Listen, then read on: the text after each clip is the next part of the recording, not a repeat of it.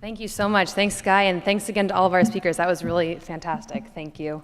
I'm delighted to welcome up our next group of speakers to the stage. We have something really fun for you now, which is a live podcast that in a very meta way is going to be also podcast by Jeff Wood on the Overhead Wire. So double podcast here.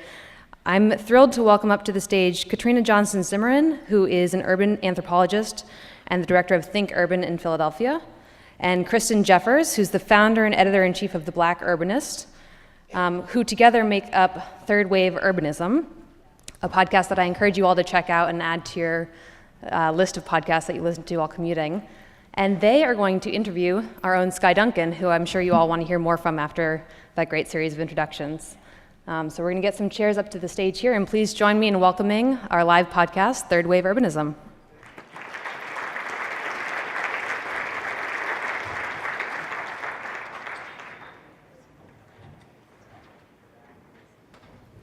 So good afternoon, Chicago. Thank you. Good afternoon, NACTO 2017. Hello. All right, where should we go? Hello Right again. Here? Yeah? Excellent. Oh, wait, I didn't tweet yet. Hang on. Okay, Kristen, you introduce us.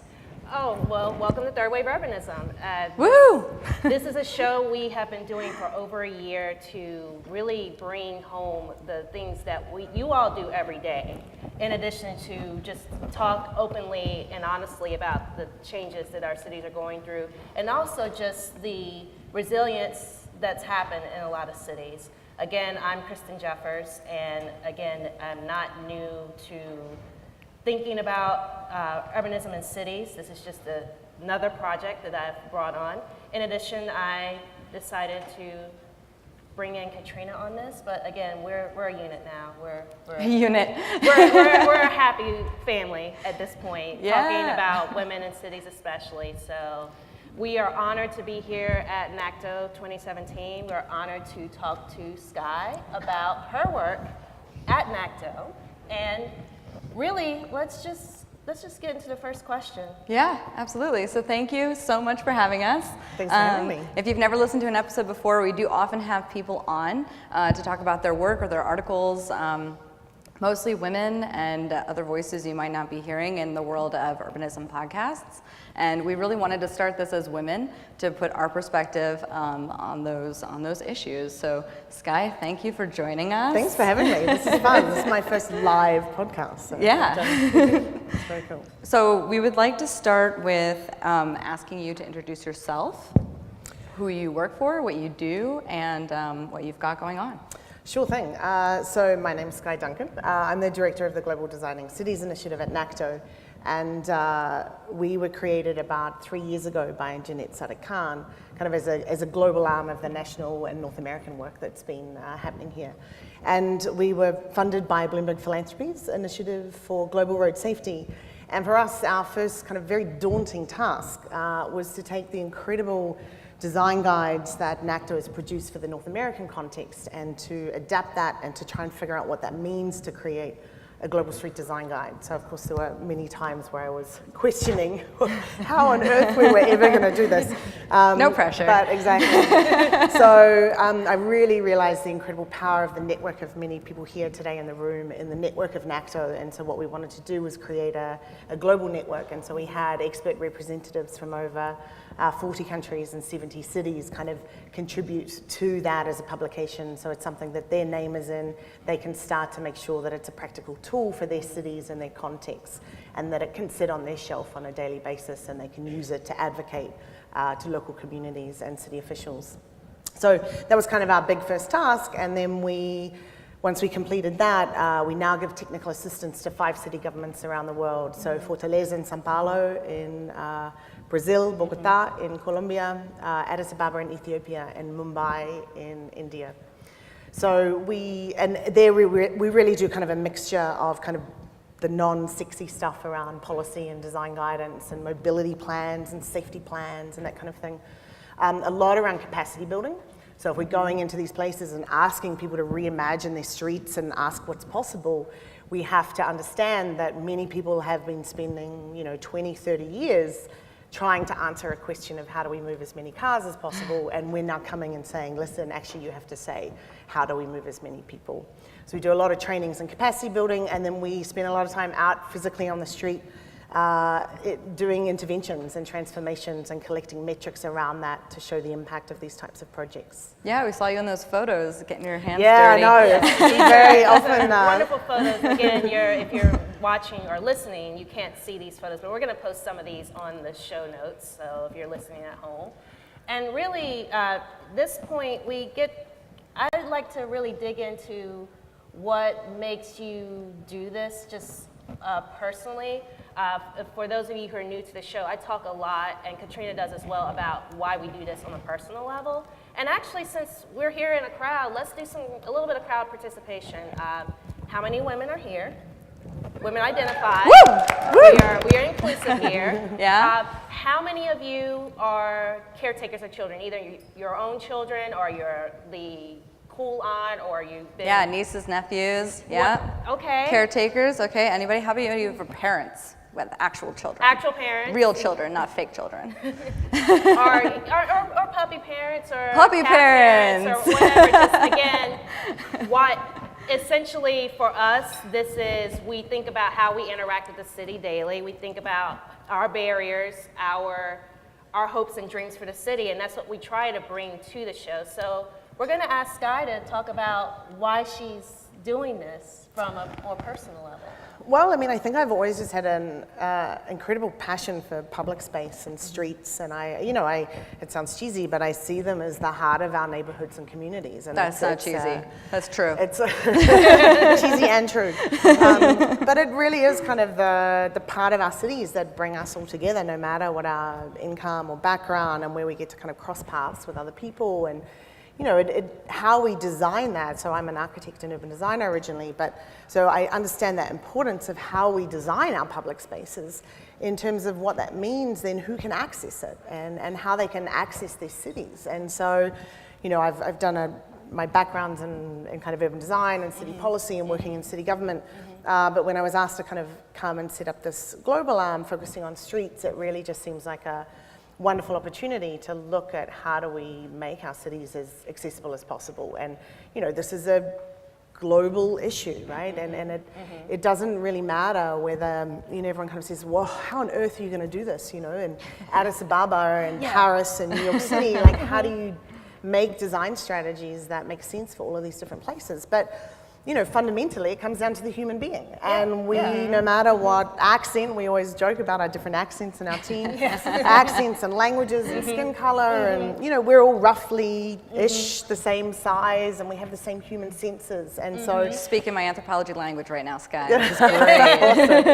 So that fundamental kind of need and desire to put people first, and design great places for people, I think is what drives me every day in doing this work. And I think now that we're starting, I know today you're here wanting to talk particularly about children, and so as we've embarked on this work, and in the Global Guide, one of the premise behind that is to flip or invert the kind of very outdated hierarchical pyramid that has been governing our streets, where our car has been king for way too long. And so what we now say is that the pedestrian is now the queen or king of the space, and that in particular our elderly and our people with disabilities, and fundamentally our children, must be the lens through which we make all of our design and policy decisions to make sure we're making a healthy and sustainable and equitable city. So we're excited now to not only have the Global Street Design Guide, but to now kind of start to delve starting next year into a supplement to that called Streets for Kids. Awesome. Yeah. I basically, like many of you in this room, have been fascinated with just everything from how trains come into stations, and I've been cycling since I was younger, but I also had a break in time where I didn't feel safe on the streets, so I put my bike away, and now as an adult, I'm like, well, what could I do to make that better? Like, how can we make this environment better for all kids? Why should kids have to not do things? Why should it be horrible to have to walk to school? I grew up in the U.S. Southeast, where it's car is king, and you still kind of get your license at 16, and not having it at 16 is like, oh well, I guess I won't be doing a lot. I'm not gonna be, I'm not the cool kid. Definitely not the cool kid now. There's no car involved, but essentially, I think it's good that there's some documentation that, because again, people look to the NACTO guides as what you need to do. Like, it's universally agreed upon. This is what we do. And having a guide that's specifically children related is awesome, because again, you will probably build these infrastructure pieces, and then you will inspire children, and then turn around 20, 30 years later, they will be embarking on projects like we did. So this is where it starts. It really does start with when you walk out the door, what our children will see, and the environment they will be involved in, and being able to be interactive and active. But also, I kind of want to make sure we, especially in light of within the recent weeks, we've had a lot of conversations about women's safety in streets. What do you think specifically your work will do? Again, you've got the streets guide for kids, but thinking about women specifically, how do you think your work will impact this, just the environment for women, street harassments and all of the things we've been hearing about, unfortunately, at least in the Hollywood world and in the real world. Pretty scary. And I think, I was thinking about it, it's like sad how unshocking the reaction to a lot of it was, and I think probably every female in this room, and maybe some of the males as well, but, almost take it for granted that a lot of those experiences are a given, particularly when we're out on our streets and in our public transportation. And, I think we've got a lot of the same strategies that we're using to fight for great streets and public transportation for everyone is going to make it better for females. I think we see some very specific strategies, whether it's in Delhi or different parts of the world where they take public transportation systems and then put like women-only cars and that. And it's, it's an interesting idea certainly, and I think it's obviously very well-intentioned and may kind of act like a quick fix. But I think sadly it's not really getting to the heart of the issue that behavior is okay.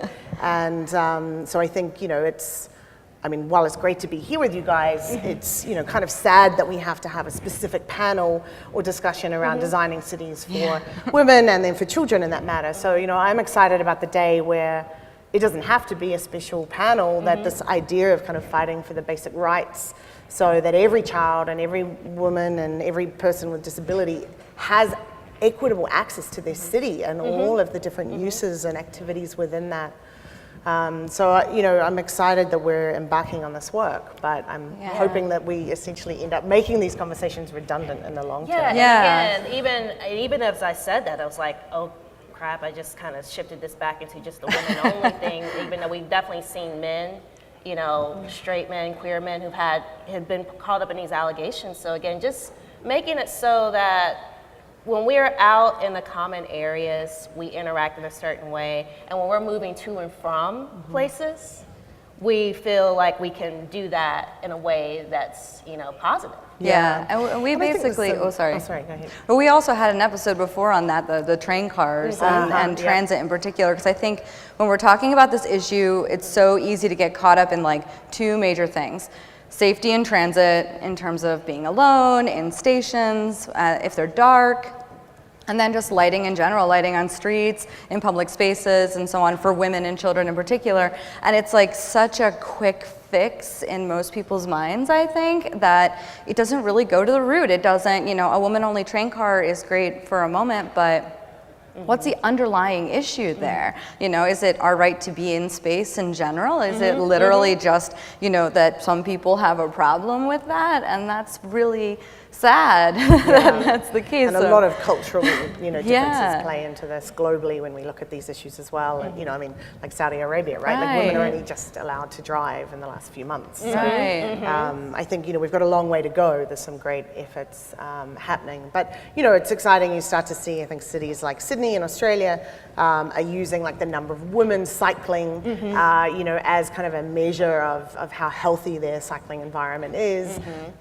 So it's great to kind of think about, again, the equitable access of public space. And going back to the children aspect of it, I think one thing that's really fascinating is that we often think about children and we think about school kids, right? And our partners for the Streets for Kids work, Bernard Van Leer Foundation and FIA Foundation, we've been chatting to them about making sure that we're really starting at the outset of pregnancy. And so what are the needs in the daily routines of a city and the streets for a woman who's pregnant, and then from every aspect of the 0 to 3 for women breastfeeding, if you're in a hot climate and you're out in the city, you need somewhere to sit down, and you probably need to be able to sit under a tree, and you need to be able to push a stroller or a pram, depending which part of the world you're from. And that comes down to a very basic need that a lot of people in this room make decisions around, is making sure you put a ramp in the sidewalk. And it sounds ridiculously simple, but it's shockingly sad how many times in how many different corners of the world, if you happen to get a sidewalk, they don't even put in a ramp, so people can't use that. And those little moves are obviously going to help very young children, and they're going to help women, and they're going to help people with disabilities.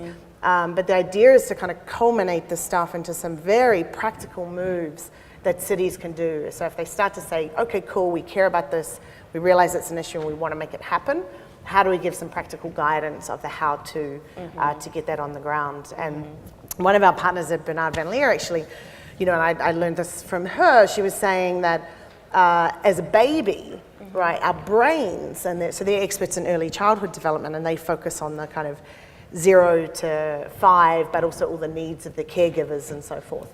But as a baby, the connections that are made in our brains, a few months ago, they thought it was 700 connections a second. And they've now just got new research coming out that it's 1 million connections every second in our brain as a baby. So as our cities around the world are urbanizing, and more children are living their young lives in urban environments, the decisions that we make as policymakers and urban designers and architects and transportation planners and engineers, are impacting how healthy those connections are. And they, to use their term, they say whether it's kind of surviving or thriving. And that really, how we can have an impact can set someone up for life. So, it's very meaningful work, I think, to try and make great cities and great streets for kids, of course.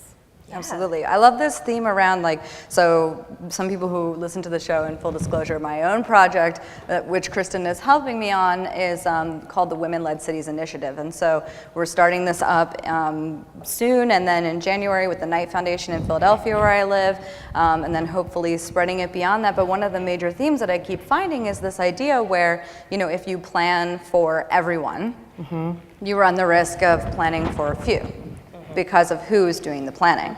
If you plan for women and girls or children, then by extension, you end up reaching out to all of these other groups that are also normally not represented and are marginalized and whatever else. And so this is like the theory behind it. When you plan for women and children, you plan for everyone.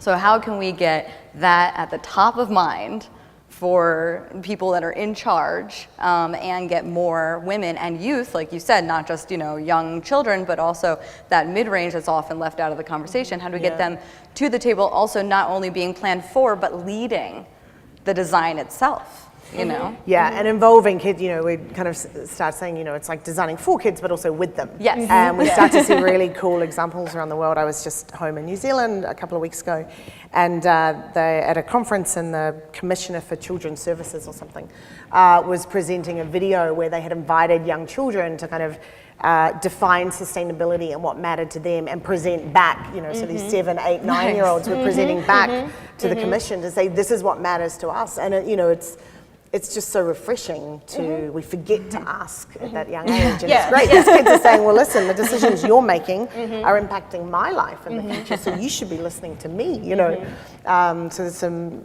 fun ideas coming out of that. But I think you're right, as we try and design for children and women, and I would add in people with disabilities, that we can essentially make our cities for everyone, and I think that's a huge goal, but we've certainly got a long way to go. One day this will not exist and we'll all be very happy. We Yeah. won't be up here talking about this. As much, but I feel like we will come to a point where we will celebrate like the differences. Like I'm looking at the images that we have, and again, if you're at home listening, we've got lots of images of children all over the world playing hopscotch, interacting with street furniture, and doing really cute things just out on the streets. You know, for me as a Black American, I think about how there are a lot of neighborhoods with children that look like me, and honestly, I had restrictions on where I could play when I was growing up. I couldn't play in the front yard because even though I had parents that were willing to look out, and my backyard, and we had a backyard, was a safe haven, we had to have a special place to be. We weren't able to use the streets because, again, there was a concern for safety. Getting to a point where we don't have to have the safety conversation, getting to a point where, you know, we can find a balance between over-policing, over-harassing, assuming the worst of people in public spaces, but reopening our streets and, you know, assuming that any street could be a WUNRF and be accessible for everybody. I'd love to get us to that point. And again, I'd love to have us telling the stories of all the wonderful things we get to do.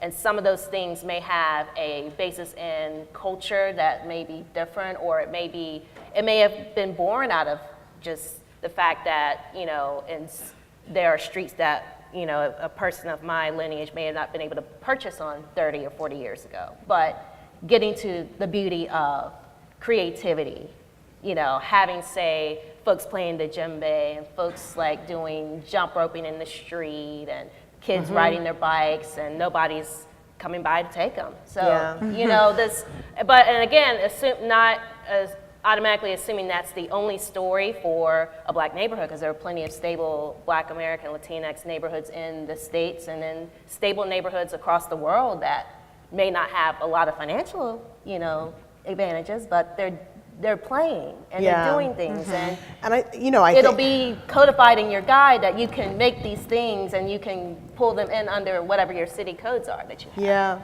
and we certainly hope, we say in the Global Guide, to make this information accessible enough so you can inspire leaders, right? Get the big picture stuff happening, inform practitioners with the very practical how to do this, but also empower communities to know what to demand and ask of their spaces. And you know, as we think about streets for kids around the world, it's very easy for us to take for granted some of the basic safety and accessibility issues, right? The fact that in many contexts, they literally do not even have a sidewalk for someone to walk on. So, you know, what we're saying is that, of course, you want it to be safe and accessible to start with, then make sure it's comfortable and enjoyable, right? So you're not going to die to start with when you cross the street or in your That's neighborhood. helpful. That you then have somewhere to kind of sit down in some shade and breastfeed or take a rest, and it's multi-generational in that sense.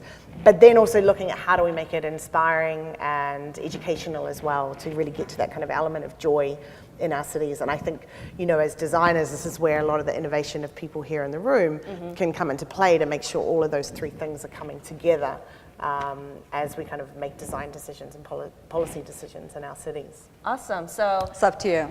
yes. Exactly. As we wrap up here this Passing the afternoon, responsibility.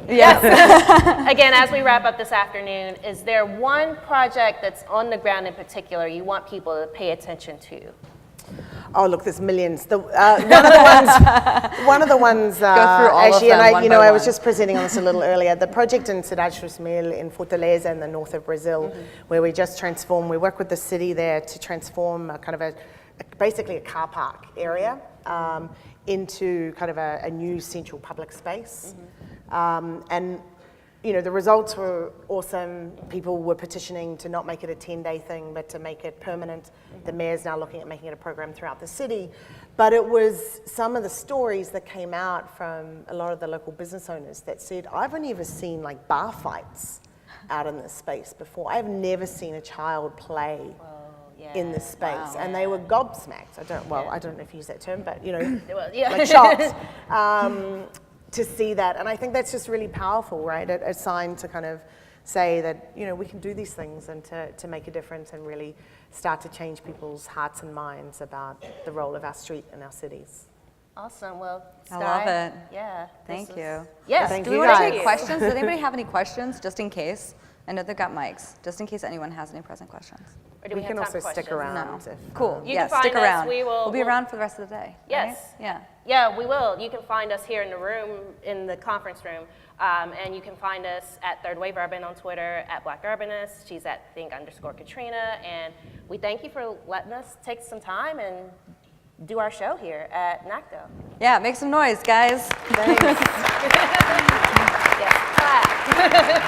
Get all the clapping here. Clap.